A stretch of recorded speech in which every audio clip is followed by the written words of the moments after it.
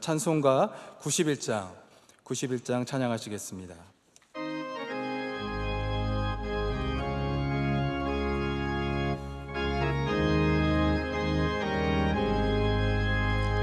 슬픈 마음 있는 사람 예수 이름 믿으면 영원토록 변함없는 기쁜 마음 얻으리. 예수의 이름은 세상의 소망이요 예수의 이름은 전국의 기쁨일세. 우리 갈 길 다 간 후에 보좌 앞에 나가 왕의 왕께 경배하며 멸류관을 드리리. 예수의 이름은 세상의 소망이요 예수의 이름은 전국의 기쁨일세. 아멘. 오늘 우리에게 주시는 하나님의 말씀은 신약성경 고린도후서 10장 12절부터 18절까지의 말씀입니다. 신약성경 297면에 있는 고린도후서 10장 12절부터 18절까지의 말씀을 저와 여러분 한 절씩 교독하시겠습니다. 우리는 자기를 칭찬하는 어떤 자와 더불어 감히 짝하며 비교할 수 없노라. 그러나 그들이 자기로서 자기를 헤아리고 자기로서 자기를 비교하니 지혜가 없도다.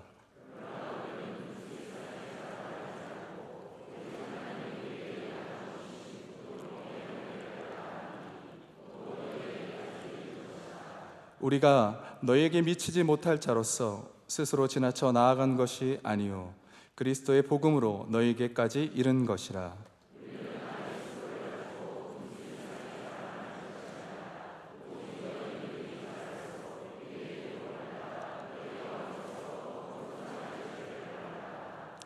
이는 남의 규범으로 이뤄놓은 것으로 자랑하지 아니하고 너희 지역을 넘어 복음을 전하려 함이라.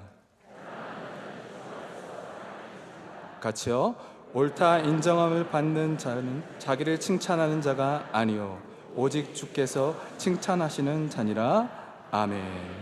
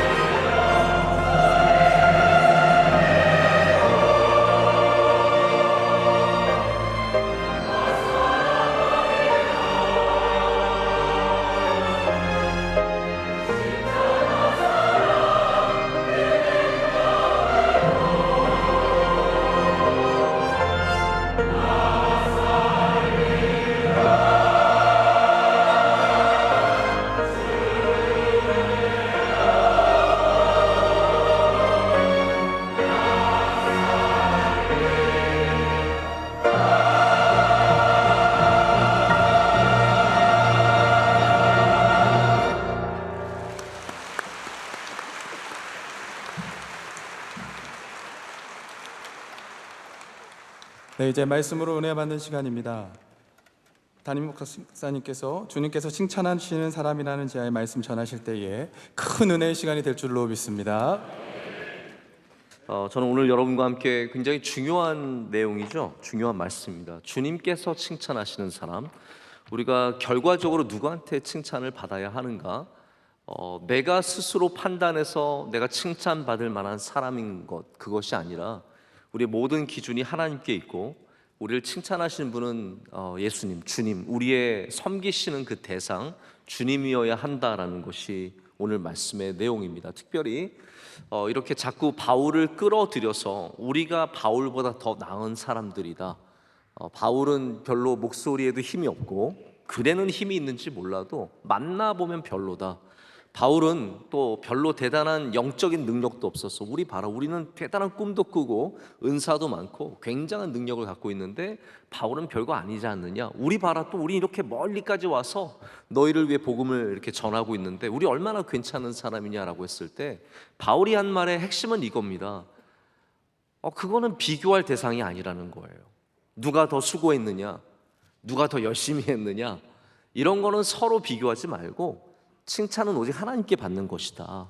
내가 누구보다 자꾸 낫다고 말하지 말고, 내가 누구보다 훌륭하다고 말하지 말고 그냥 칭찬을 하나님께 받는 것이 가장 맞는 길이다라고 오늘 본문 말씀에 우리에게 전해주고 있습니다. 여러분, 칭찬은 상대적일까요? 절대적일까요? 네, 절대적이면서 또한 상대적인 부분들이 많이 있습니다. 우리 먼저 신앙이 얼마나 절대적인 것에 대해서 우리가 기준을 가지려면 우리는 분명히 그 기준이 오직 하나님밖에 없다는 사실을 기억해야 합니다. 신앙의 절대적 기준은 하나님입니다. 이 세상에는 절대적인 것이 별로 없습니다. 절대적이라고 생각하지만 다 모든 것들이 상대적이고 문화적이고, 문화적이란 말이 무슨 말일까요? 문화는 계속 바뀌는 겁니다. 다 항상 바뀌는 겁니다. 모든 것이 다 바뀝니다. 예전에 아름다웠던 음악, 좋았던 음악이 이제는 별로 좋지 않고, 지금 좋았던 것도 나중에 지나가면 또 별로 좋지 않게 되죠. 지금 잘생겼다고 하는 사람 누구입니까? 지금 잘생긴 사람들이 누구일까요? 모르겠습니다. 유명한 배우들 있지 않습니까? 제가 아는 배우들은 이미 다 나이가 먹었어요. 뭐 이제 얘기하면은 그 사람들 요즘에 잘 안 보는데 이런 식으로 대답하시더라고요. 뭐 우리는 유명한 사람, 뭐 정우성, 뭐 현빈, 이런 친구들인데 지금은 아마 더 젊은 세대에 더 잘생기고 예쁘다는 사람이 있을 겁니다. 요즘 예쁜 자매들 누군지 아십니까? 보통 뭐 뉴진스라고 혹시 아세요? 네, 이런 가수들, 뭐 제가 볼 때는 하나도 안 예쁜 블랙핑크 이런 아이들 있잖아요. 네, 거기 나오는, 이거 제가 단체로 또 욕먹을 짓을 하고 욕먹을 말을 하고 있는데 또 이런 거 가지고 또 굉장히 분노하시는 분들이 계세요. 저는 전혀 이해가 안 가는데, 저는 세상에 아름다운 사람 몇 명 없다고 생각해요. 저희 어머니랑 저희 아내랑 몇 명 없는데 나무 되게 예쁜 것처럼 이렇게 얘기하지 않습니까? 옛날 회화들을 보면은 르네상스 시대만 해도 통통한 것이 미인이었던 것이 분명합니다. 여러분, 르네상스의 여인들을 보십시오. 마른 여자는 그려주지도 않아요. 이게 얼마나 못생겼으면 아예 그림에 넣지도 않겠습니까? 지금 그러나 패션 잡지를 보면 다 정말로 마르고 키 큰 자매들밖에 없어요.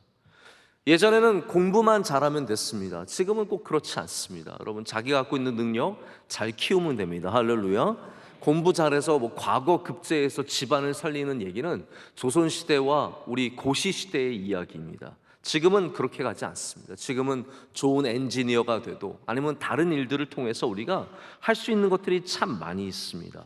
근데 여러분, 잘한다는 게 무엇일까요?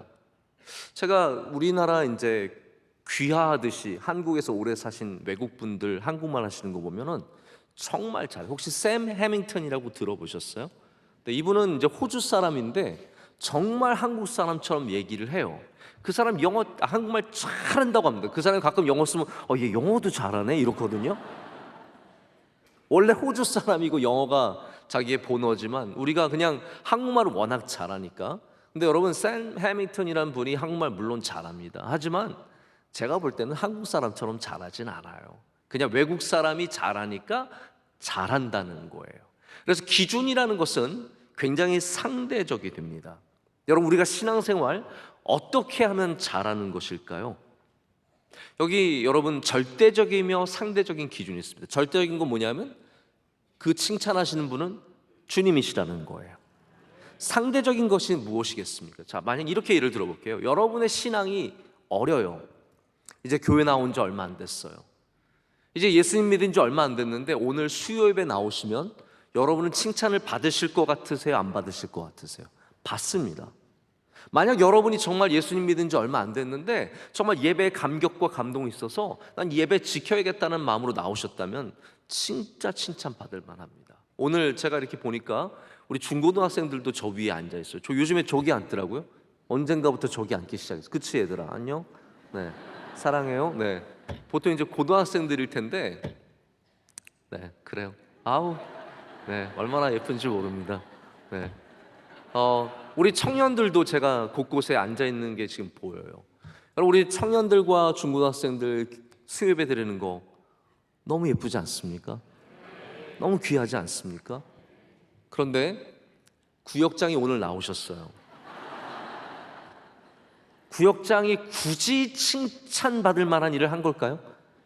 네, 아마 우리가 구역장 혹은 오늘 특순인데 나오셨어요. 오랜만에 특순이라서 나오신 분들 계실지 모르겠는데 설마 교구 부장단은 안 그러시겠죠. 그러면 우리가 칭찬할 정도는 아니라는 거죠. 다시 말해서 예수님께서도 우리를 칭찬하실 때 우리의 연약함과 부족함을 아시기 때문에, 우리가 얼마나 대단하지 않은 존재인지를 아시기 때문에 우리가 대단히 잘해서 완벽해서 칭찬하시는 것은 절대로 아니라는 거예요. 우리가 부족해도 주님 우리를 칭찬해 주십니다. 우리가 연약해도 주님은 우리를 칭찬해 주십니다. 이것이 주님께서 우리에게 주시는 은혜입니다. 그래서 내가 잘해서 칭찬받는다고 생각하시면 안 됩니다. 내가 연약해도 주님이 나를 칭찬해 주신다라는 거예요. 바울은 지금 그 얘기를 하는 겁니다. 나는 대단하지 않은 사람이라는 거예요. 내가 뭐 이 사람들보다 나 잘났다고 말하는 게 아니다. 물론 나중에 이제 11장 가면은 얼마나 또 수고했는지 맞았는지 고생했는지 다 얘기는 하지만 바울은 지금 경쟁적으로 내가 이 사람들보다 훌륭해서 칭찬을 받겠다는 말이 결코 아닙니다. 바울이 결국 하는 말은 무엇입니까? 주님께서 우리를 칭찬해 주실 때 그 칭찬받는 것이 진짜 최고이고 그것이 가장 값진 것이다 라고 말해줍니다. 여러분, 우리의 신앙의 연륜이 다 다르죠. 주님께서 그 연륜에 따라서 여러분의 부족함과 연약함에 따라서 다 칭찬할 것들을 칭찬해 주실 줄로 믿습니다. 우리는 나를 내세우고 내가 얼마나 뛰어나고 훌륭한 사람인지를 내세우기보다도 우리를 칭찬해 주신 주님의 은혜를 감사하고 주님을 기뻐해야 할 줄로 믿습니다. 여러분, 자기 칭찬의 문제를 오늘 얘기를 안 할 수가 없습니다.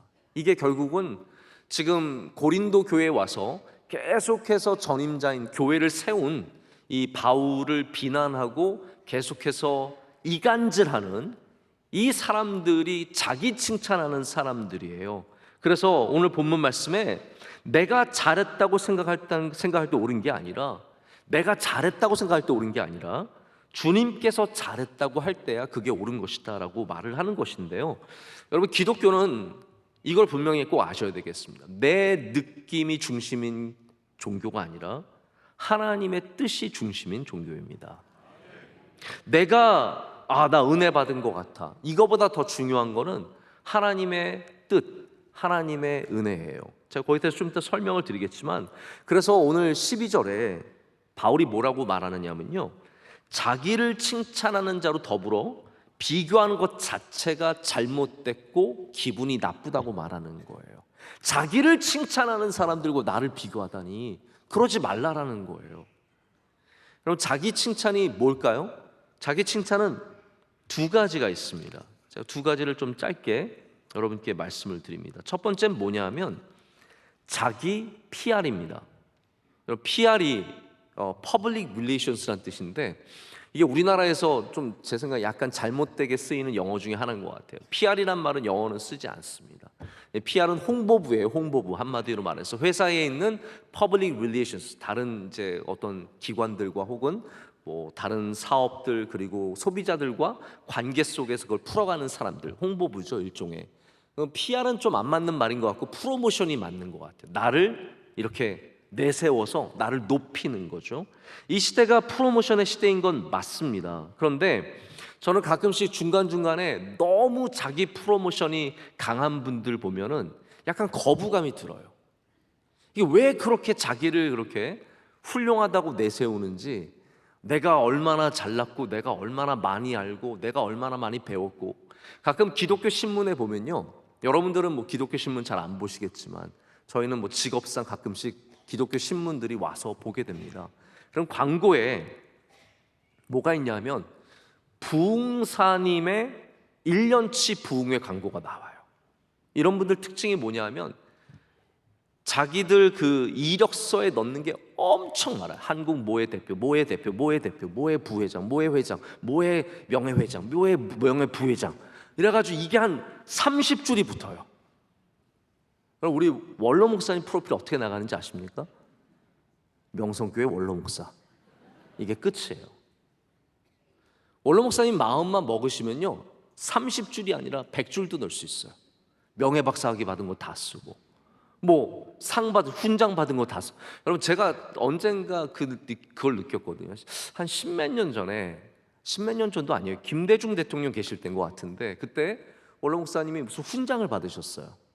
꽃 이름이었어요. 뭐 동백이었는지 목련이었는지 홍련이었는지 뭐 그런 거, 굉장히 아주 귀한 상, 일반 사회인으로서 뭔가 봉사를 많이 하시고 그래서 받는 상인데, 제가 훈장 받으실 때 딱 깨달았어요. 아, 내가 결국은 못 쫓아가겠구나. 저는 훈장 받을 자신은 없어요. 저는 아마 훈장은 못 받을 것 같아요. 주시면 받을게. 그러나 저는 못 받을 것 같아요. 만약 그걸 쭉 쓰신다면 어떻게 되겠어요? 얼마나 많겠어요? 근데 이 세상에 정말 자기를 내세워서 내가 얼마나 훌륭한 사람인지를 드러내고 싶어하는 사람들이 은근히 많습니다. 이런 분들 스케줄에는 지금까지 갔던 교회들 다 써놓습니다. 내가 이 교회 영락교회, 보통 유명한 교회는 다 써요. 영락교회, 명성. 제가 볼 때 우리 교회 오신 적이 없어요. 정말이에요. 근데 어디 이렇게 밟기만 해도 오신 거예요. 그래서 써놓고 그 다음에 1년 어디 가신다 쭉 다 써놓고. 여러분, 하나님께 칭찬받는 주의 종이 되는 것이 신문에 내 이름으로 반장짜리 광고 나오는 것보다 저는 훨씬 더 귀하다고 믿습니다. 제가 그분들을 비난하고자 이 말씀을 드리는 건 아니에요. 그분들도 해야 될 이유가 있으시겠지만, 여러분, 만약에 우리가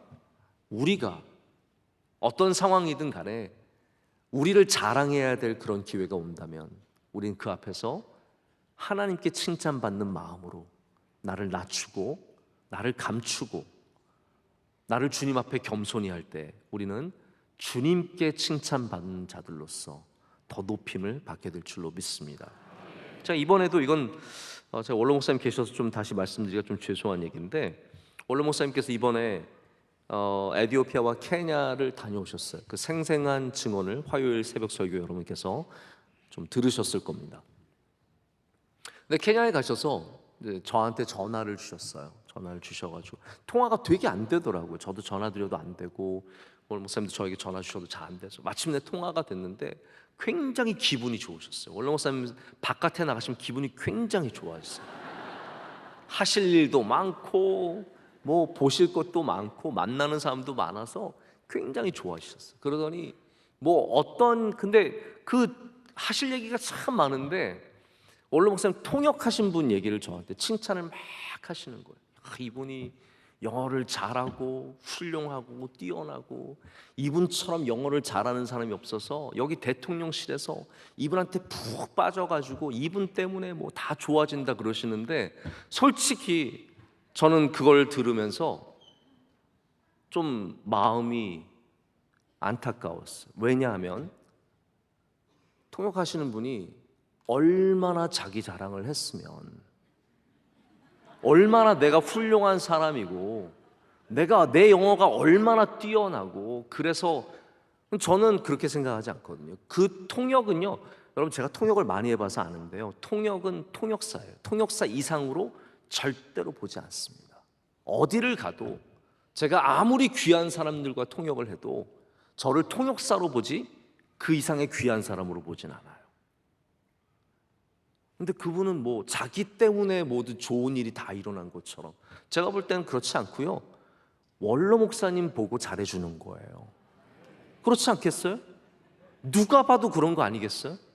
원로 목사님 보고 잘해주는 거지, 무슨 통역사가 좋아가지고 통역사님 너무 귀하신 분 오셔가지고 우리가 당신의 영어에 반해서 당신께 목사님께도 잘해드려야죠, 이거는 아니라는 거죠. 여러분, 자기 프로모션이 강하면 결국은 자기 점수를 까먹는 겁니다. 우리가 교회에서 봉사하거나 사회에서 일하거나 무슨 일을 할 때도 여러분, 가능하면 내 입으로는 자랑하지 마십시오. 누군가가 대신 자랑해 주는 거는 나쁘지 않아요. 누군가가 그걸 알고 이분은 정말 귀한 분이라고, 이번에 수고 참 많이 했다고 돈 줘서 시키세요. 밥이라도 한 끼 사서 시키세요. 여러분, 사람들이 굉장히, 우리는 쉽게 감동을 받고 쉽게 움직이기 때문에 제가 분명하게 말씀드려요. 3만 원짜리 밥만 사면 움직일 수 있습니다. 2만 5천 원도 가능해요. 이게 사람의 마음은 그렇게 해서 움직이는 거지, 내가 이 일에 얼마나 수고했고 얼마나 헌신했고 얼마나 귀한 사람인지를 말할 필요까지는 없습니다.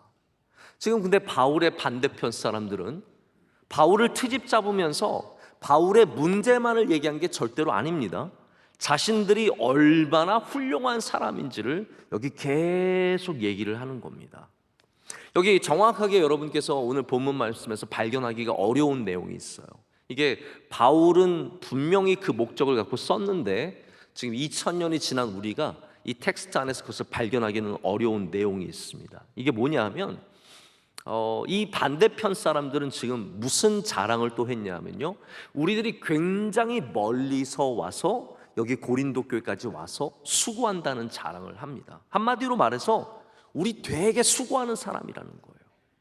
제가 가끔 이제 일하시는, 특별히 이제 목회자들 볼 때, 목회자들이 내가 얼마나 헌신하고 수고하는지를 그걸 너무 자랑하다가 사실은 교회 목회라는 게 나의 수고만으로 되는 게 아니라 하나님의 은혜로 되는 거잖아요. 근데 내가 수고했기 때문에, 내가 남들보다 더 많이 했기 때문에, 노력했기 때문에 된 것으로 변질되는 경우가 있는 것 같아요. 그래서 뭐 수련회 가서 뭐 밤새도록 찬양하고 밤새도록 말씀 인도하면 대단한 목숨, 왜냐하면 수고했으니까요. 우리 청년들도 근데 그런 경험 많이 하셨을 거예요. 막 밤늦게까지 말씀 듣고 뭐 그다음 아주 뭐 새벽까지 찬양하고 그러면 우리가 뭔가 해낸 것 같지만, 여러분, 우리가 해낸 것으로 은혜 받는 건 아니잖아요.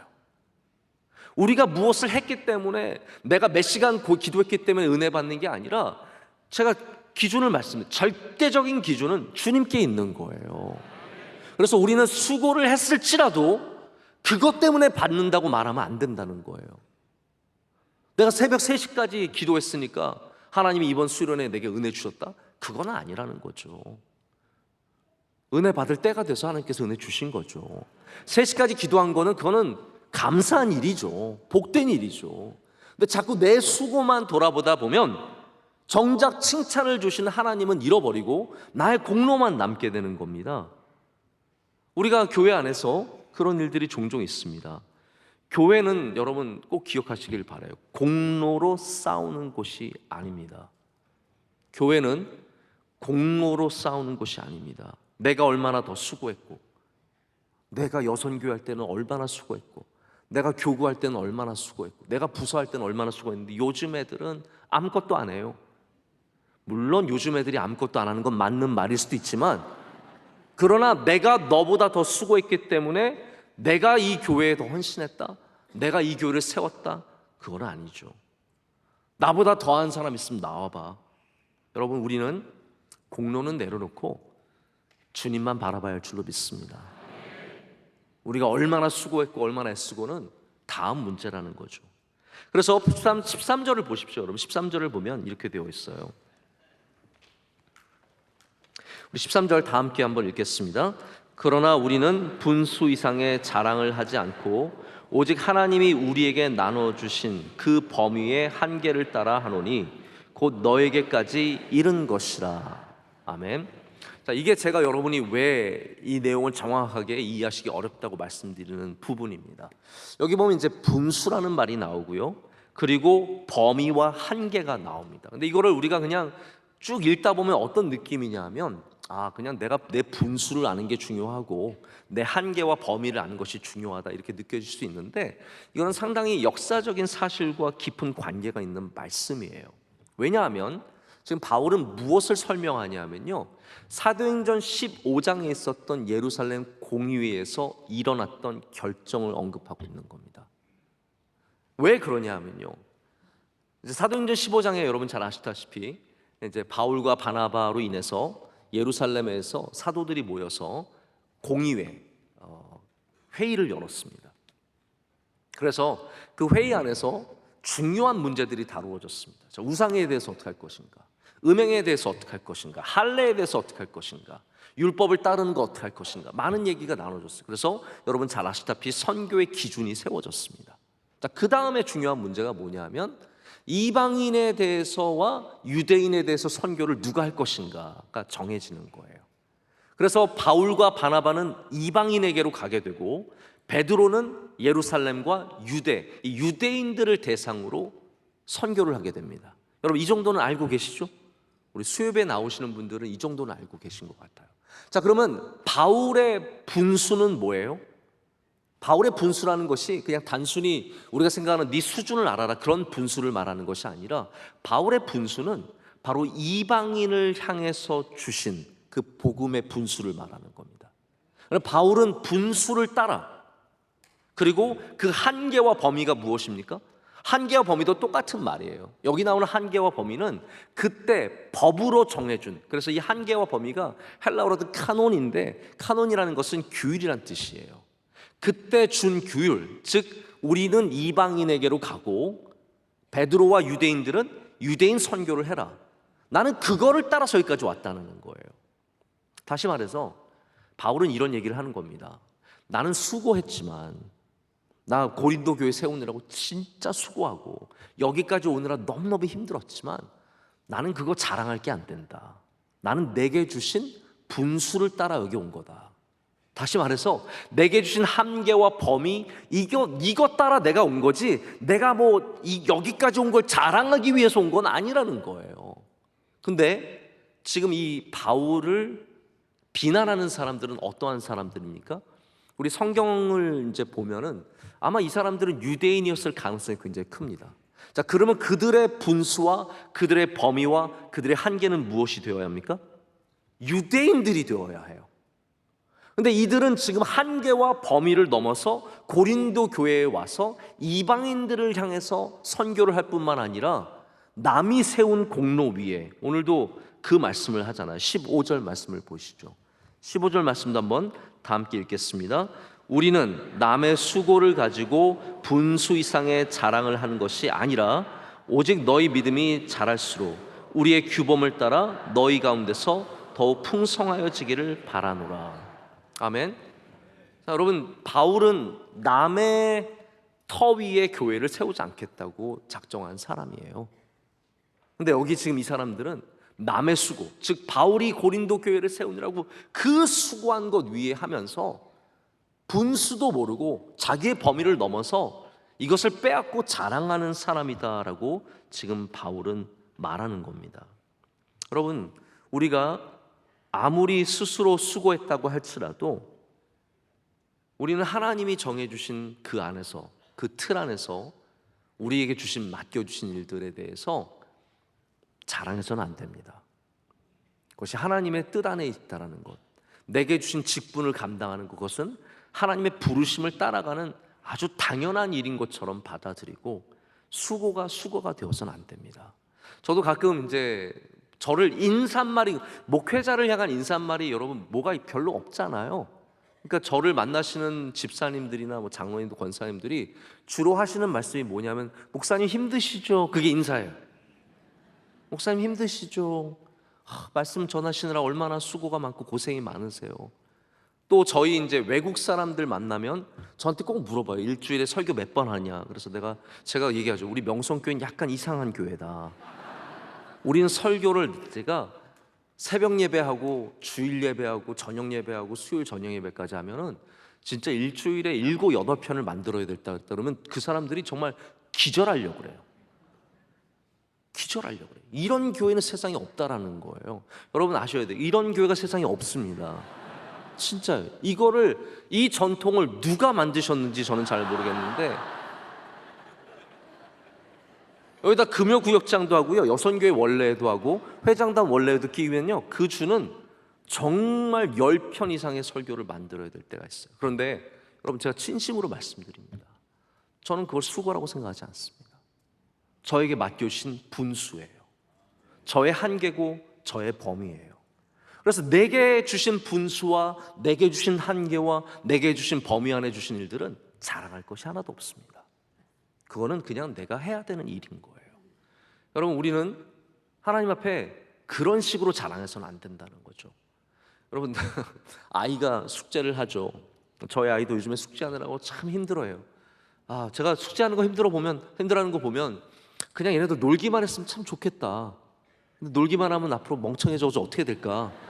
이제 그런 생각이 이제 동시에 같이 있는 거죠. 얘네들 공부 좀 이렇게 힘들게 안 하고 그냥 뛰어놀고 자기 하고 싶은 거 하고 저랑 같이 막 밖에 나가서 산에도 올라가고 이러면 얼마나 좋을까, 막 그런 생각을 하는데요. 숙제하면 아이가 끝나면 너무 예스! 끝났어요! 너무너무 좋아합니다. 여러분, 학생이 숙제하는 게 칭찬을 받을 일일까요? 사실은 아니에요. 여러분, 기도 여러분의 분수입니다. 여러분에게 맡겨주신 일입니다. 예배 우리에게 주신 한계와 범위, 우리에게 맡겨주신 일입니다. 그렇기 때문에 예배가 우리의 자랑이 되었어도, 기도가 우리의 자랑이 되었어도 안 되고, 우리는 오직 주님 바라보고 우리의 분수 안에서, 우리 한계 범위 안에서 주님의 영광을 나타내는 주님의 백성들 되기를 원합니다. 자, 아까도 말씀드렸지만 자기 자랑의 문제는 내 느낌, 첫 번째가 자기 프로모션에 대한 문제라고 했고, 지금 이 바울을 공격하는 사람들이 얼마나 자기 프로모션이 강한지에 대해서 제가 그 문제에 대해서 말씀을 드린 겁니다. 자, 두 번째 그러면 문제는 뭐냐면 자기 자랑은 자기 판단이라는 문제입니다. 자기 자랑은 자기 판단이에요. 내가 잘한다고 느끼는 거예요. 여러분, 느낌은 때로는 맞을 수도 있지만 때로는 엄청 틀릴 수도 있습니다.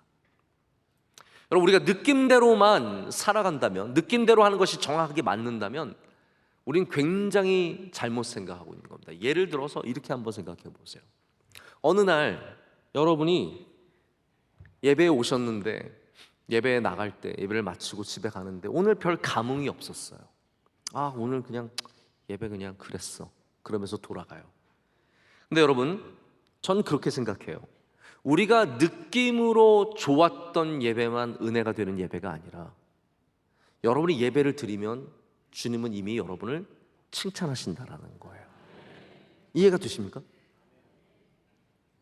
우리는 우리의 느낌으로 칭찬받는 게 아니라는 거예요. 나 이거 잘했으니까 칭찬받겠네? 그게 아니라는 거죠. 나 오늘 별로 못한 것 같은데도 주님은 그것을 귀하게 보실 수 있으세요. 기도실에 들어갔다가 30분을 기도하고 나왔는데 예수님, 저 오늘 무슨 기도했는지도 모르겠어요. 아니야, 잘했다. 너 기도 참 잘했다. 찬양을 불렀는데 뭔가 잘못 부른 것 같아요. 제가 늘 찬양대 보면서, 저는 찬양대 함께 부를 때 이렇게 손이 막 같이 이렇게 손에 땀이 날 때가 있어요. 막 지휘자가 박자를 이렇게 하려고 그러는데 여기는 그냥 이거 악보만 보고 박자는 안 보고 그냥 부르시는 분들 계시면 제가 막 좀 보라고 얘기해주고 싶고요. 때로 오늘 지휘자는 아닌데 막 지휘자랑 오케스트라랑 다 따로 가요. 피아노, 지휘자, 오케스트라, 찬양대. 막 그냥 오늘 못했구나. 아닙니다. 주님께서 오늘 참 좋았다. 정말 좋았다. 이렇게 말씀하실 수 있는 거예요. 그래서 우리의 느낌, 우리의 판단 기준으로 칭찬받는다고 생각하지 마시고 주님의 칭찬을 받는 것을 믿으시길 축복합니다. 오늘 예배 주님께서 칭찬해 주실 줄로 믿습니다. 오늘 특승과 찬양 다 칭찬해 주실 줄로 믿습니다. 우리 생각이 맞는 것도 있습니다. 우리 하나님께서 우리에게 주신 이 의식과 무의식의 세계는 우리가 생각하는 것보다 훨씬 더 많은 영역들을 다루고 있습니다. 지금 우리 안에는 있는 이 무의식은 우리가 느끼지 못하고 알지 못하는 중에도 어마어마한 연산을 해냅니다. 사람의 첫인상을 판단하는 거 여러분의 어떠한 의식으로 판단하는 게 아니라 이 무의식 안에 있는 수많은 있는 기록들 있잖아요. 사람들 얼굴 보고 경험했던 것, 이런 것들이 다 합쳐서 계산이 되는 거예요. 그래서 여러분이 머리를 쓰고 있으면 의외로 에너지를 많이 쓰고 있다는 사실을 아셔야 돼요. 제가 이번에 AI에 대한 좀 굉장히 공부를 열심히 하시는 박사님을 한번 만나가지고 AI에 대해서, 여러분 아시죠? Artificial Intelligence라고, 인공지능이라고 하는 AI가 요즘에 갑자기 막 뜨고 있잖아요. 챗 GPT라고 들어보셨습니까? 뭐 이렇게 많이 얘기하고 있는 챗 GPT 같은 게 있는데, 챗 GPT의 문제는 이게 에너지를 너무 많이 쓰고 있다는 거예요. 왜냐하면 제가 이걸 다 컴퓨터 용어로 다 설명을 드릴 수는 없지만, 얘네들이 읽어야 하는 그 수많은 연산이, 예를 들어서 지구를 10바퀴 도는 연산이 있다고 해요. 그럼 우리가 어떤 문제를 넣으면 얘가 이걸 10바퀴를 돌면서 그 안에서 끄집어내서 가져다 주는 거예요. 그럼 이 10바퀴 도는 이 기능하는 이 컴퓨터의 연산 기능이 전기를 어마어마하게 잡아먹는데요.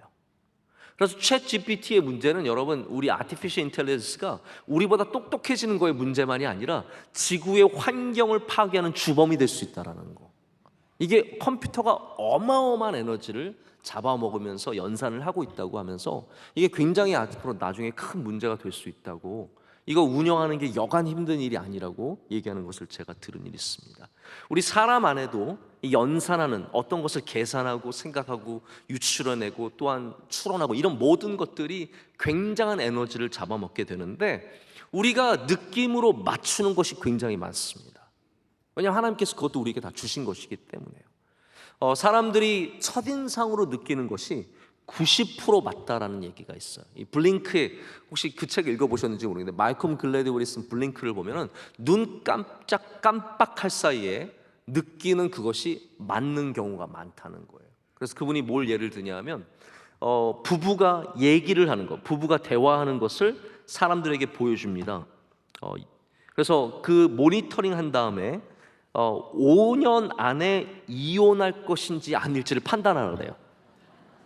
정말로요. 부부를 넣고 대화하는 걸 보면서 이 사람들 5년 안에 이혼할 것 같아, 안 해요? 근데 90%가 맞대요. 놀랍지 않습니까? 그 정도로 사람의 어떤 느낌이 맞을 수도 있어요. 그러나 반대로 우리의 느낌이 완전히 틀리는 경우도 있습니다. 어떤 경우가 그래요? 저 사람 나 좋아하는 줄 알았는데 아니에요. 우리 청년들 보면은, 제가 나 좋아하는 줄 알고 그 앞에서 신경도 안 썼는데 자기 혼자 착각하는 거예요. 우리가 느낌으로, 여러분 공부 시험 보셨을 때 기억나세요? 어느 날 나 오늘 되게 잘 본 것 같아, 신나가지고 집에 와서 맞추는데 다 틀렸어. 계속. 그거 법칙 이야기가 있어요. 사실은 제가 나중에 말씀드리겠지만, 원래 약간 좀 똑똑하지 않은 사람들이 한두 개 맞추면 되게 많이 맞춘 줄 알고 기분이 업돼가지고, 그래서 자기가 되게 잘 본 줄 알고 돌아간대요. 진짜예요. 그래서 보통 공부 못하는 애들이 시험 끝나고 나서 되게 기분 좋아서 집으로 돌아가요. 나 오늘 뭔가 잘한 것 같아. 공부 잘하는 애들은 끝나고 나서 틀린 거밖에 생각이 안 나는데요. 그래서 공부 잘하는 애들은 오늘도 시험 망쳤다. 근데 그런 애들이 하나 틀리고 2개 틀리고 그러는 거예요. 우리는 공부 못하면 항상 행복한 거야. 나 몇 개 맞춘 거야. 어떻게 그거 맞췄지 내가? 나머지는 다 틀렸어.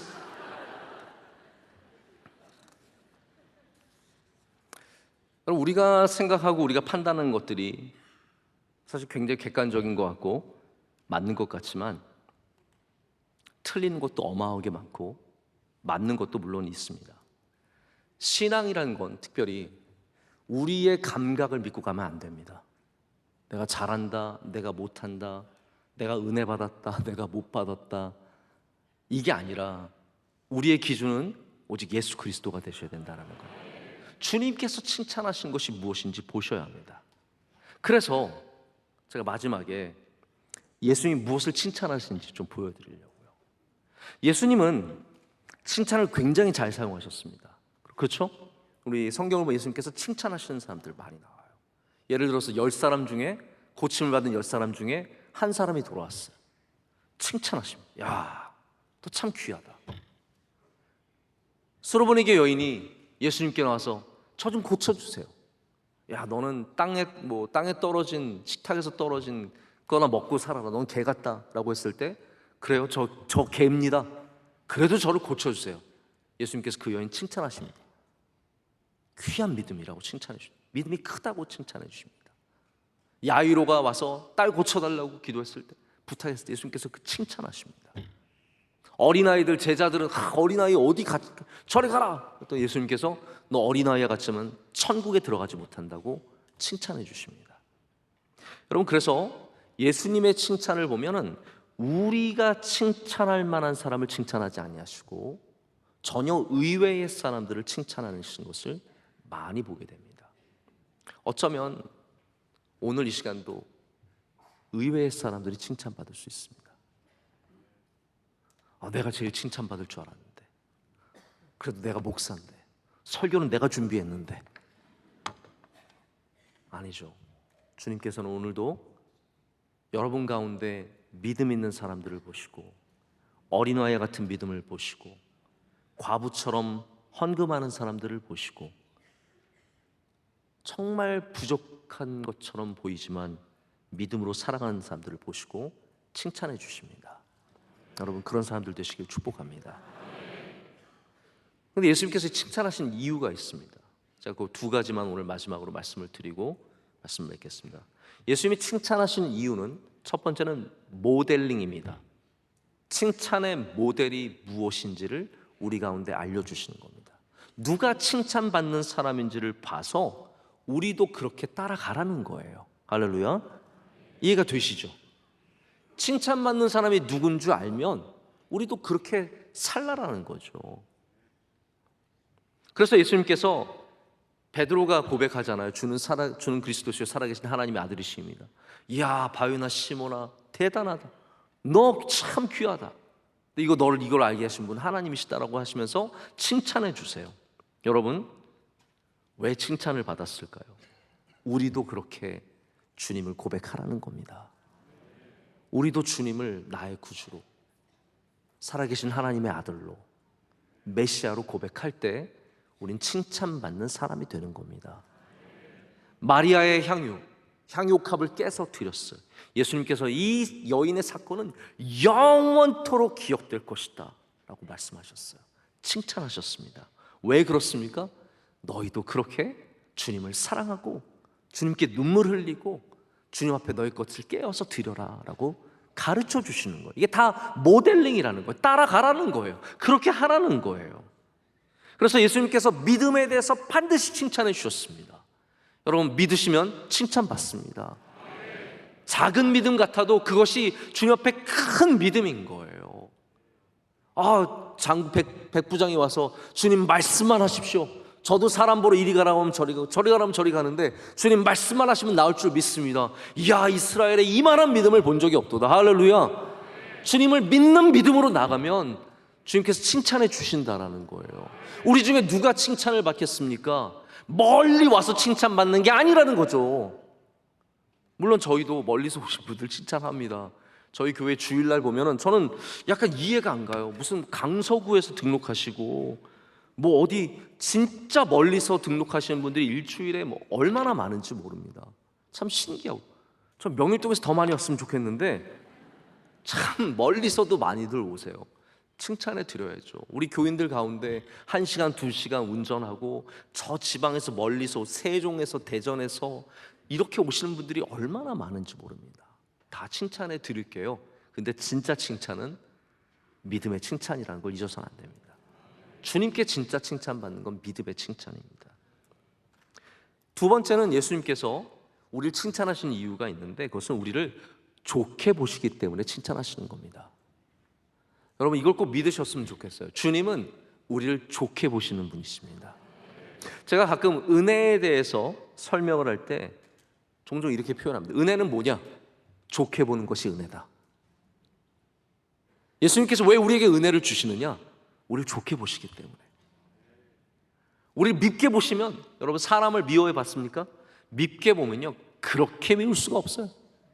모든 것이 밉상입니다. 하는 거 하나하나가 정말 마음에 안 들고, 제가 군에 있을 때 저랑 같이 근무한 친구가 있었는데요, 후배였어요. 마침 또 우리 배재고등학교 후배였고, 또 정말 다행히 제가 병장이었고 걔가 상병이었어요.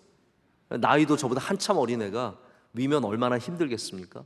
근데 얘가 제가 가끔씩 이제 밖에 데리고 나가서 우리 그 군병 갈 수 있는 곳이 있어요. 군인들 가는 저희 군 식당이 있는데 거기서 짬뽕을 먹으면 얘가 후룩 소리 너무 내는 거예요. 저는 그게 싫었어요. 그래서 걔는 걷는 것도 싫었어요. 제가 걸어가는 것도 왠지 마음에 안 들어요. 다 밉상인 거예요. 다 밉상. 근데 제가 연애를 할 때 보니까 저희 아내가 짬뽕만 먹는 거예요.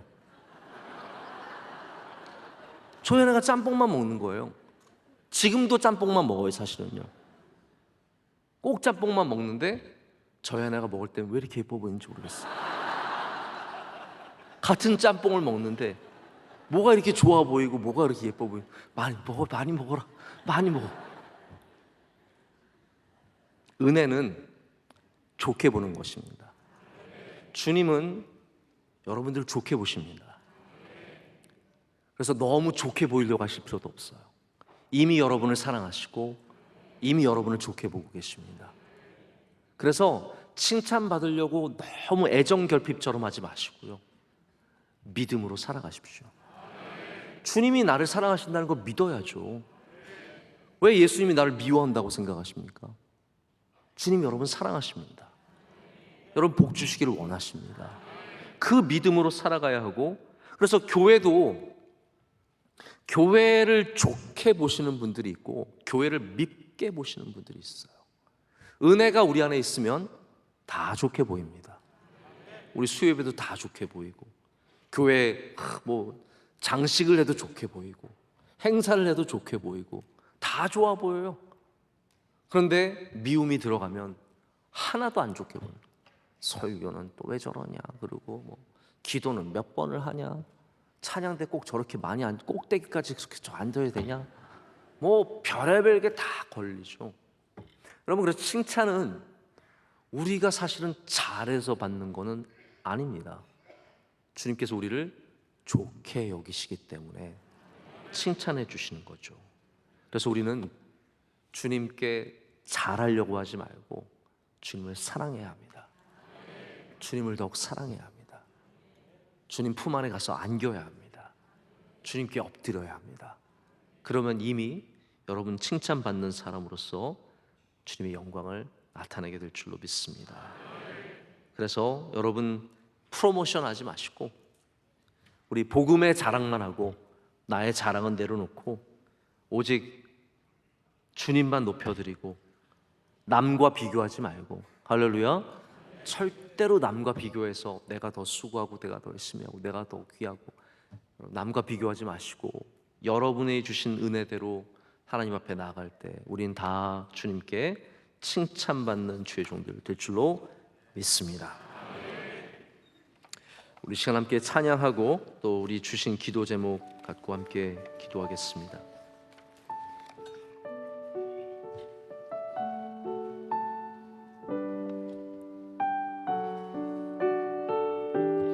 주를 위한 이곳에,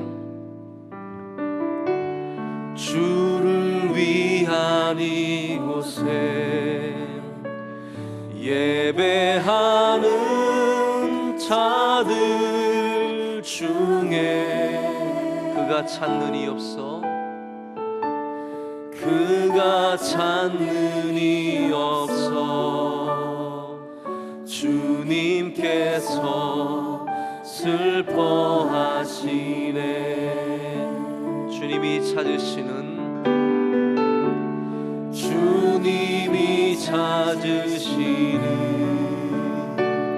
그 한 사람, 그의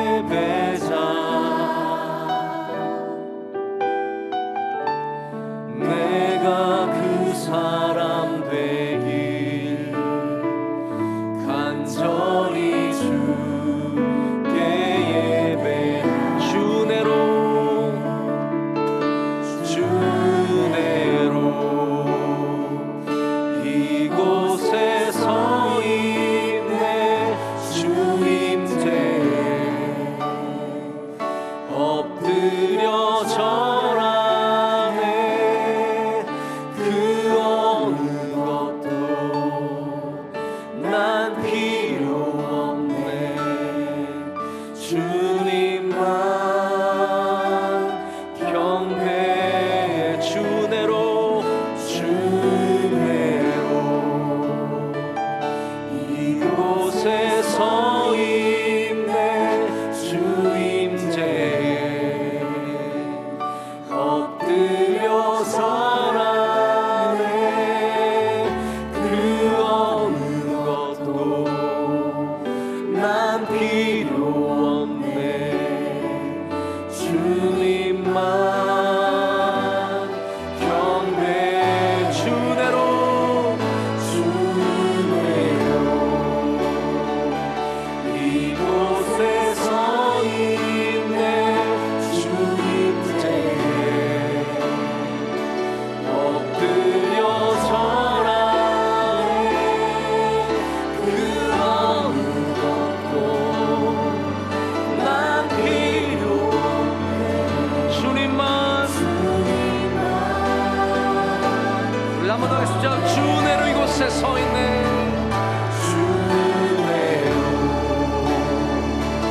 이곳에 서 있네. 주 임재에 엎드려 절하네. 그 어느 것도 난 필요 없네. 주님만 경배해. 주내로 이곳에 서 있네. 주 임재에 엎드려 절하네. 그 어느 것도 난 필요 없네. 주님만 경배해. 이제는 주 예수 그리스도 우리의 영원한 절대적인 우리 주님의 크신 은혜, 한량없는 우리 하나님의 풍성하신 사랑, 성령님이 우리 가운데 손을 들어 머리마다 칭찬해 주시는 은혜가 강단부터 모든 성도들 발걸음이 미치는 곳마다 충만하실지어다. 아멘.